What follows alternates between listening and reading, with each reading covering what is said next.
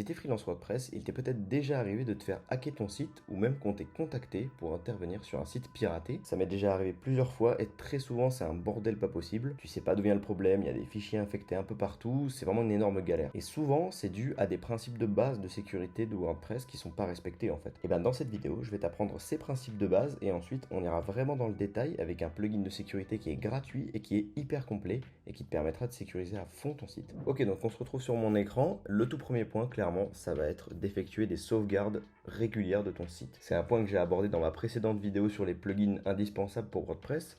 Faire des sauvegardes, au moins hebdomadaires, c'est très important pour la sécurité de ton site parce que ça va permettre de restaurer si toutefois il y a un fichier dans un plugin par exemple qui est infecté ou dans ta base de données. Et du coup, pour effectuer ces sauvegardes, je te conseille deux plugins en particulier. WP Vivid, ça va être mon go-to, franchement c'est le meilleur en fait puisque c'est le plus léger.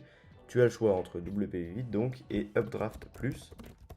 Voilà, ce sont deux plugins qui font la même chose, quasiment sensiblement en tout cas. Voilà, c'est juste que WP Vivid est plus léger, donc voilà, je te conseille lui. Le deuxième point, ça va être de garder ton site WordPress à jour. Combien de fois j'ai vu des sites WordPress avec des dizaines de plugins qui n'étaient plus à jour depuis des mois, des versions de WordPress qui étaient anciennes de plusieurs mois aussi, des versions de PHP qui étaient plus maintenues. Voilà, il y a plein de choses comme ça. Ça, c'est très important de garder à chaque fois un site WordPress qui est vraiment à jour. Pourquoi? Tout simplement pour éviter les failles de sécurité. Il se peut que tu aies par exemple des thèmes qui aient une faille de sécurité qui arrive. C'est rare, mais ça peut arriver. Et que du coup, le fait de ne pas faire la mise à jour, les développeurs n'ont pas apporté les correctifs puisque tu n'as pas fait la mise à jour. Et du coup, les hackers peuvent tout simplement s'introduire dans les plugins qui ont des failles de sécurité. Donc voilà, pour récapituler, tu mets à jour ton site WordPress, donc la version de WordPress, les plugins, la version PHP, ça sera déjà très bien. On passe dans le vif du sujet avec le troisième point, et là je vais te présenter du coup le plugin le plus complet et gratuit pour la sécurité WordPress. Ce plugin, il s'appelle All-in-One Security et c'est clairement le meilleur que j'ai trouvé à l'heure actuelle, c'est le plus complet, il est gratuit et du coup dans cette vidéo, je vais te montrer comment le configurer de façon la plus complète possible. Donc là, on se retrouve sur mon site de test. Alors, dans un premier temps, on va devoir faire une backup, ok? Une sauvegarde, c'est obligatoire. Il faut sauvegarder tes fichiers, tes bases de données avant de faire quoi que ce soit d'un point de vue sécurité. Donc, tu te retrouves dans WP Vivid, comme je t'ai montré dans ma précédente vidéo. Tu sauvegardes la base de données, les fichiers, en local pour l'instant, c'est pas très grave. On peut les envoyer vers un stockage à distance, c'est pas un souci. Voilà, dans un premier temps, tu fais une sauvegarde. Une fois que c'est fait, on va pouvoir installer le plugin. Donc tu vois que c'est fait, on va se retrouver dans Extension, Ajouter. On va taper tout simplement All-in-One Security. Et la voici, donc c'est cette extension-là. Donc on l'installe, on l'active et on va pouvoir faire du coup la configuration tout de suite. On va dans les réglages. On se retrouve directement dans les settings de l'extension. Donc ce que tu vas faire dans un premier temps, c'est primordial, c'est aller dans htaccess fichier et tu vas sauvegarder le htaccess tout simplement parce que la sauvegarde de WP Backup, elle ne sauvegarde pas forcément le htaccess. Ok? Donc une fois que c'est fait, tu vois qu'il a été sauvegardé avec succès, donc il est en local dans WP Content, AIO WPS Backups. Ok? Ensuite, tu vas dans WP Config et même système, tu vas sauvegarder aussi. Donc là, tu le mets dans ton ordi, peu importe où. Une fois que ça a été sauvegardé, tu vas aller dans WP version info et tu vas cocher donc supprimer le générateur WP d'info méta. Ok, ça va permettre de supprimer quelques balises aide qui vont se retrouver dans ton site par rapport, enfin qui vont du coup mettre la version de WordPress et tout. Ça te permet de l'enlever, c'est pas mal, faut le faire. Ensuite, on va se retrouver dans User Accounts. Et là, en fait, ça va tout simplement te mettre les informations des comptes sur le site. Alors, ce qu'il faut, c'est que ton nom d'utilisateur soit différent du nom affiché sur ton site. Donc, ici, tu vois qu'il n'y a aucune action qui est requise. Si toi, tu as un truc en rouge avec marqué « il faut faire quelque chose », tu fais la chose en question. Souvent, ça va être de ne pas mettre le mot « admin » dans ton username. Voilà, là, en l'occurrence, c'est écrit ici. Il ne faut pas utiliser le nom « admin », il faut utiliser autre chose comme username. Ensuite, il faut aller dans « nom affiché » et tu vois qu'ici, on a un souci puisque, en fait, j'ai le même nom affiché que mon username. Donc, je vais cliquer ici et je vais modifier du coup ces valeurs. Tu vois mon identifiant ici et mon pseudonyme et tu vois que mon nom à afficher publiquement est sécurité WP Malter. Donc ce que je vais faire, c'est que je vais ajouter un prénom ici. Je vais mettre à jour le profil. Et ensuite, je vais modifier le nom à afficher publiquement. Et je vais mettre à jour également. On va retourner dans WP Security, User Accounts, nom affiché. Et tu vois ici que du coup, l'action n'est plus requise puisque on vient de la faire tout simplement. Ensuite, on va aller dans l'onglet User Login et dans le sous-onglet Forcer la déconnexion. Alors habituellement, quand tu te connectes à un site WordPress, tu restes connecté pendant 48 heures. Et bien là, du coup, on va limiter ça à beaucoup moins, tout simplement pour éviter des soucis. Donc on va activer le forçage de la déconnexion et on va mettre 120 minutes, tout simplement. Donc au bout de 2 heures, tu te fais déconnecter du site. Ensuite, on va dans l'onglet User Registration, on va aller dans Activer l'approbation manuelle des nouvelles inscriptions et on va cocher ça.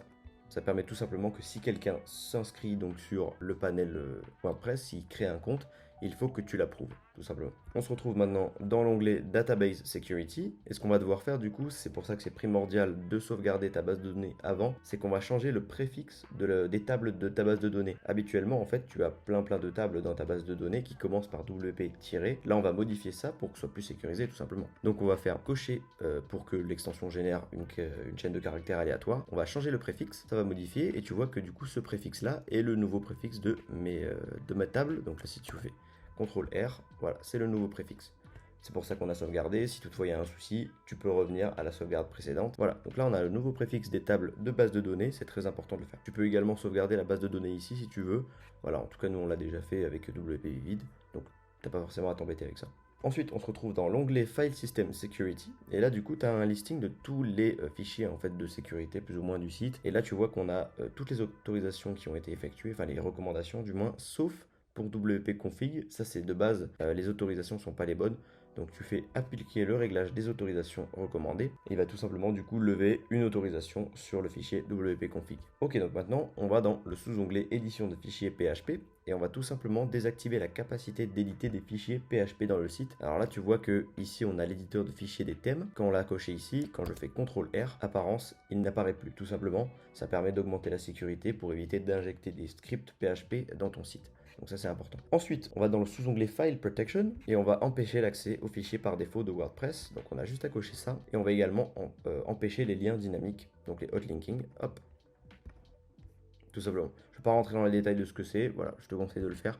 Tout simplement, je ne vais pas t'embrouiller. Alors maintenant, une partie très importante, ça va se jouer dans l'onglet Firewall, l'onglet pare-feu. Il faut tout simplement que tu actives la protection de base du pare-feu. Je l'active et en général, je laisse les 100 MB d'upload size. Tu peux augmenter quand tu veux, ça c'est pas trop un problème. Voilà, si tu veux uploader des fichiers qui sont assez conséquents sur ton serveur, bah tu peux augmenter. Voilà. En tout cas, ça 100 MB, 100 mégaoctets, c'est quand même pas mal du tout.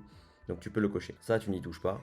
Ça peut poser des problèmes. Ici, non plus. Hein, tu vas pas désactiver le flux RSS. Ça serait bête. Par contre, ça, du coup, il faut bloquer l'accès au debug log file. Il peut y avoir des informations un petit peu confidentielles là-dedans. Donc tu coches bloquer l'accès à debug file et également l'activation du pare-feu, c'est très important. Ok, donc on se retrouve ensuite dans le sous-onglet du firewall, règles supplémentaires du pare-feu. Et là, je vais te dire tout ce qu'il faut cocher. Si tu veux plus d'informations concernant ces coches, tu vas dans More Info. Ça te permet d'expliquer en gros pourquoi on coche. Je ne vais pas rentrer dans les détails, ça va faire de l'information un peu inutile. Donc, tu vas décocher les vues index, tracer pistage, les commentaires proxy, les chaînes query incorrectes et les filtres avancés de chaînes de caractères.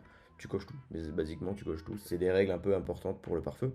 Tu coches tout simplement. Ensuite, on va aller dans 6G Blacklist Firewall Rules. Donc tu vas dans Enable 6G Firewall Protection. Pourquoi pas Legacy? Tout simplement parce que Legacy ça veut dire obsolète. En gros, c'est la version d'avant. Donc tu fais 6G, tu save. Et voilà. Ensuite, dans les bots internet, dans le sous-onglet, tu vas bloquer les faux Google Bots. Si tu veux plus d'informations, encore une fois, tu vas dans More Info. Et voilà, je te conseille de faire ça également. Donc ensuite, on va dans le sous-onglet Détection des erreurs 404. On va cocher cette case. Alors ça, c'est tout simplement pour s'il y a plein d'erreurs 404 en même temps sur une adresse IP en particulier, il va détecter qu'il y a un truc chelou qui se passe et du coup, il va rediriger cette adresse IP vers celle-ci du coup, la 127.0.0.1 et du coup, ça va rediriger vers quelque chose de nul. Il aura plus accès au site tout simplement pendant 60 minutes. Donc ça c'est pas mal. Ok, donc ensuite on va dans l'onglet Brute Force. Donc là, dans le sous-onglet Renommer la page de connexion, c'est en général ce qu'il est communément admis de faire sur un site, c'est de renommer la page wp-login.php. Ça permet du coup d'augmenter un peu la sécurité, de moins facilement trouver où on se connecte au site. Donc tu vas devoir cocher, autoriser le renommage de la page des réglages de connexion, URL de la page de connexion. Du coup maintenant, ça sera plus wp login, ce sera ce que tu veux. Donc maintenant, tu vas mettre secret wp-malter par exemple. Bon, c'est pas ouf, mais voilà, c'est pour que tu comprennes un peu l'idée. Et du coup, maintenant, on ne pourra plus se connecter avec wp-login.php, mais il faudra se connecter sur cette URL. Ok, donc on est dans le sous-onglet Captcha Settings maintenant. Donc ce que je t'invite à faire, c'est de connecter ton reCAPTCHA Google à ton site. Donc tu vas sur le site Google reCAPTCHA, ça va te donner donc une clé site, une clé secrète, tu les inscris et ensuite je te conseille d'activer le CAPTCHA pour la page de connexion, pour la page d'inscription, pour le mot de passe, pour le formulaire de connexion et pour les formulaires de commentaires. donc surtout en fait. Ça évitera certains robots de se connecter à ton site. Donc moi je l'utilise beaucoup, le CAPTCHA c'est pas mal. Ensuite on va dans le sous-onglet Honeypot. Je t'invite à le cocher pour la page de connexion et la page de registration. Alors en fait tout simplement le Honeypot c'est quelque chose qui va ajouter un champ qui va être masqué pour les robots mais pas pour les humains, et du coup ça va directement calculer en fait si c'est un robot tout simplement qui veut accéder à ton site ou du moins qui veut rentrer des informations sur un formulaire. Donc c'est très intéressant. Honeypot, je te conseille de le mettre sur ton site. Ensuite on va aller dans l'onglet scanner et dans le sous-onglet détection de changement dans un fichier, et on va faire une analyse maintenant. Donc on reclique une deuxième fois et là on voit que on a détecté un changement dans les fichiers de notre hôte. Ok, donc ça c'est pour voir en fait les changements de fichiers qui ont été faits. Alors par exemple ça va être le fichier htaccess, le fichier wp-config, et du coup ça va détecter s'il y a des changements un peu bizarres qui ont été effectués au niveau des fichiers. Donc là on a fait l'analyse, on voit qu'il y a un changement de fichier, c'est pas forcément problématique, mais on va quand même regarder dans dernière modification de fichier. Et là, tu vois qu'on a du coup WP Content, IO, WPS Backups, Data, machin et tout. Donc ça, c'est pas un problème, c'est ce qu'on a fait tout à l'heure, c'était les backups, donc ça tu n'y touches pas. Mais par contre, si tu vois qu'il y a un truc qui est un peu bizarre, alors ici tu vois que c'est la WPS Backups, donc c'est WP vide en fait tout simplement. Si tu vois qu'il y a un fichier un peu bizarre, tu peux taper dans Google le nom du fichier et tu vois s'il y a des gens qui ont déjà eu ce problème et tu vas pouvoir débugger le tout. Ensuite, je t'invite du coup plus bas à aller dans paramètres d'analyse des changements dans les fichiers et tu vas activer l'analyse automatisée. Alors moi, l'intervalle d'analyse, je te conseille de la mettre toutes les semaines.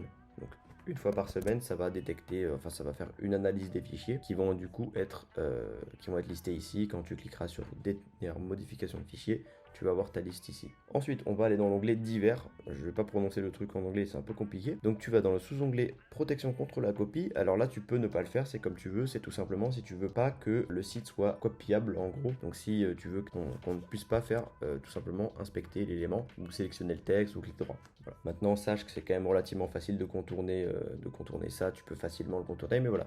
Pour des gens qui ne le savent pas, c'est tout bénef. Ensuite, tu vas aller dans les cadres et tu vas cocher la protection iframe. Ça évite en gros à d'autres sites d'afficher ton contenu, d'afficher leur contenu dans ce qu'on appelle une iframe, donc un cadre. Tu vas dans le sous-onglet User Enumeration, tu vas également le cocher. Et ensuite ça, tu n'y touches pas, par contre, ça c'est important de ne pas y toucher. J'ai créé une checklist sécurité qui reprend tous les points un à un de cette vidéo. Tu as juste à aller dans la description, tu mets ton email et je t'envoie la checklist directement. Du coup, pour tous tes futurs projets, tu n'auras plus qu'à appliquer la checklist point par point pour sécuriser au maximum tes sites WordPress. J'espère que cette vidéo t'a plu, n'hésite pas à liker, n'hésite pas à t'abonner, nous on se retrouve très très vite. Ciao ciao.